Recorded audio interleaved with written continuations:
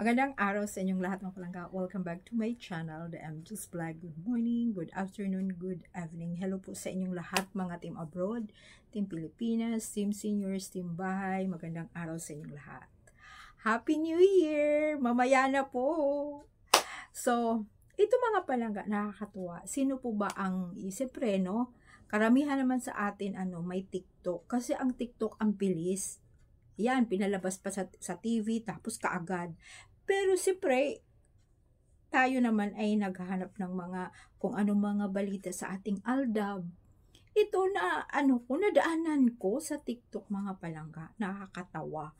Dahil, bakit naman din kasi? Ewan ko ba na nandyan pa rin yung Aldab na pinag-usapan nga nila. Siyempre, malakas pa rin. So ito, kung kilala nyo si Papa Dudut, yung sa radio. Tapos, may palabas kasi kung nadaanan nyo yan, yung si Boboy, at saka si Boboy Villar, at saka si Vargas, yung komedyante. So, hindi ko alam kung ano ang palabas nila. Basta na-i-scroll ko lang yun. Nadaan lang yung, siyempre pag ganun-ganun ko nakita ko sa FYP ko. Alam nyo, pinag-usapan nila, may tanong doon na sa Pilipinas kasi, di po ba, syempre, yung love team. Syempre kasama yung ating love team. So, pero mas marami talaga sa Channel 2. Ngayon, yun na nga, love team ang pinag-usapan nila. Tapos ngayon may tanong doon na, syempre yung kanilang guest nga si Dudut. Kung kilala nyo yan mga palangga. Tapos, ang tanong doon, sinong love team daw na walang kwenta or bulok, walang kwenta, hindi daw napakinabangan, parang gano'n na walang kwenta. So siyempre nag-isip ako, siyempre pinahulaan nila yon. Tapos sabi naman ni nung si Dudut na, pwede ba ibulong ko na lang? Pwede daw ibulong daw niya. Sabi nila, ay bakit ibulong? Ibulong daw, tapos sasabihin din daw nila. So, siyempre ikaw din mag-isip, kanino or sinong na yun? Love team na walang kwenta, bulok, hindi napakinabangan. Basta, yung lahat na ba, hindi talaga hindi maganda. Parang ganun.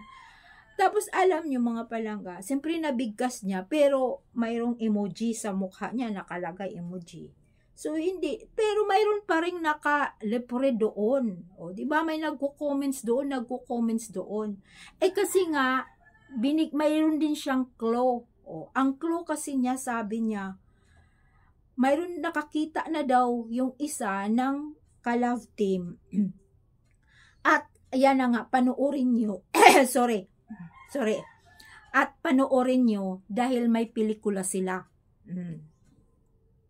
May clue doon na ganun.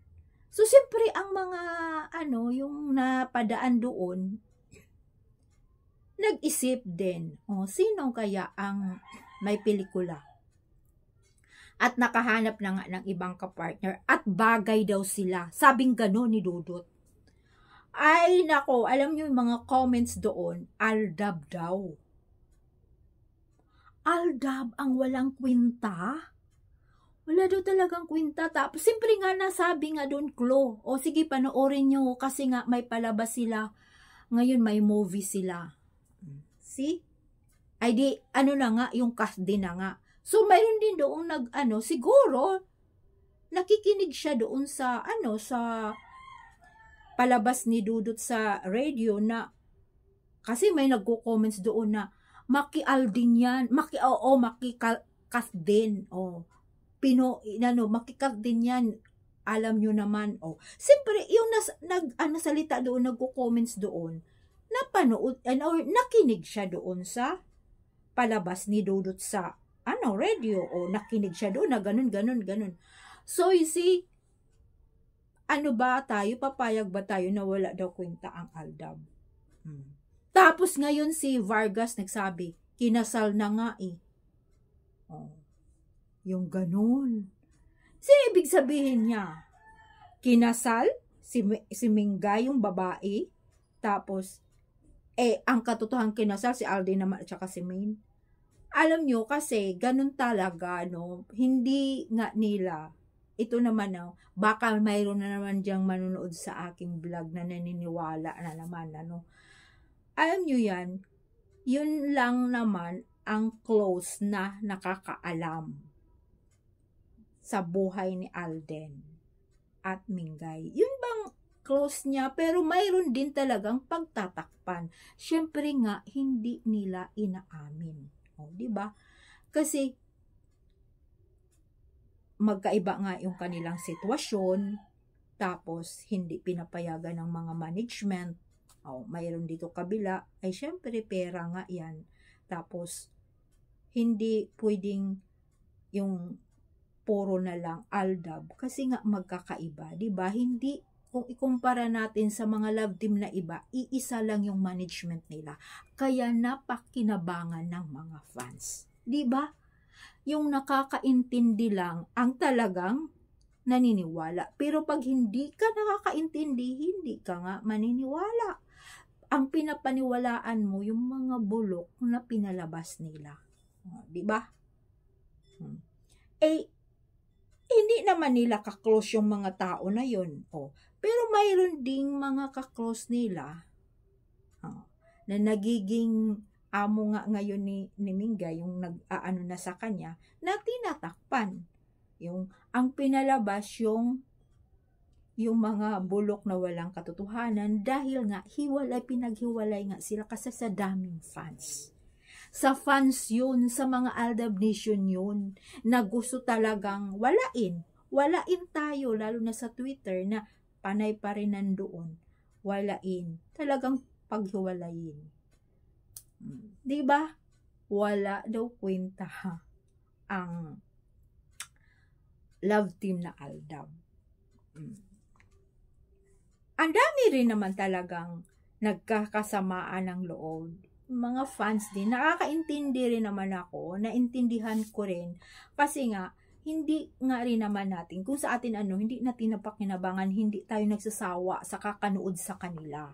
Pagkatapos ng kalyeserye, wala na. O anong kasunod nila? Well, diba, wala na. Pinaghiwalay na sila. Para lang tayong wala. Diba? Tapos, hindi na tayo pinag-usapan nila ni Mingay. Lalo na si Mingay ay nandyan siya sa Itbulaga. Hindi na tayo parang, wala.